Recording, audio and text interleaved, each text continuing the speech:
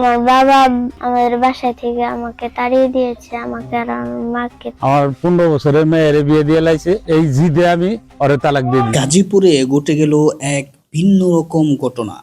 দীর্ঘ 20টি বছর মরুভূমির তপ্ত বালুতে গাম জড়িয়েছিলেন আব্দুর রহিম।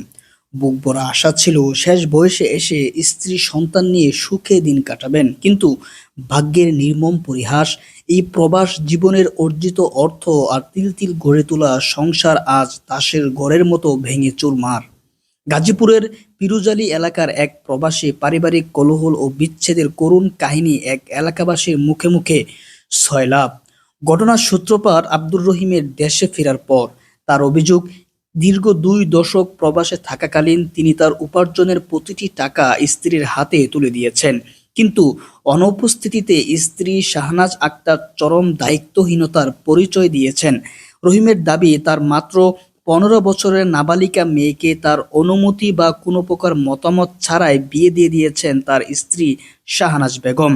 ক্ষুব্ধ রহিম বলেন যে স্ত্রী নিজের মেয়ের ভবিষ্যৎ অন্ধকার করে দেয় এবং স্বামীর সম্মানের তোয়াক্কা করে না, তার সাথে আর যাই হোক সংসার করা সম্ভব নয়। এই গভীর অভিমান আর ক্ষোভ থেকে তিনি তার 20 বছরের জীবন সঙ্গিনীকে তালাক দেওয়ার চূড়ান্ত সিদ্ধান্ত নেন।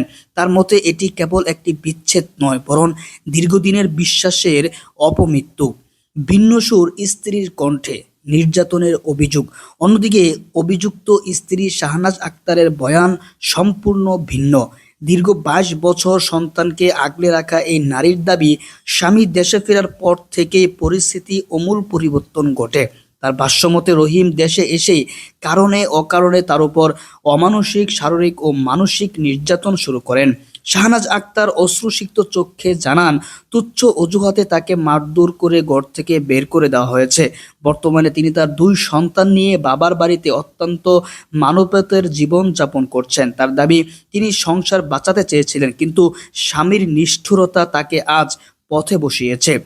বিচারহীনতা ও অনিশ্চিত ভবিষ্যৎ। বিচ্ছেদের এই টানাপোড়েনে শাহনাজের স্থানীয় জনপ্রতিনিধিদের ধারে ধারে ঘুরেও কোনো সুষ্ঠু সমাধান পাননি। এদিকে স্বামীর অনড় অবস্থান, অন্যদিকে স্ত্রীর বাঁচার আকুতি।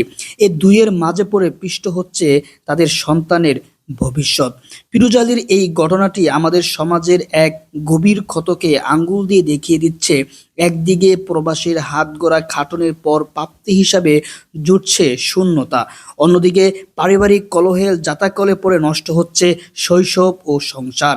এই বিচ্ছেদের আগুনে শেষ পর্যন্ত কারা জয়ী হলো তা জানা না গেলেও পরাজিত হয়েছে একটি সুন্দর পরিবার এবং সন্তানের সোনালী ভবিষ্যৎ।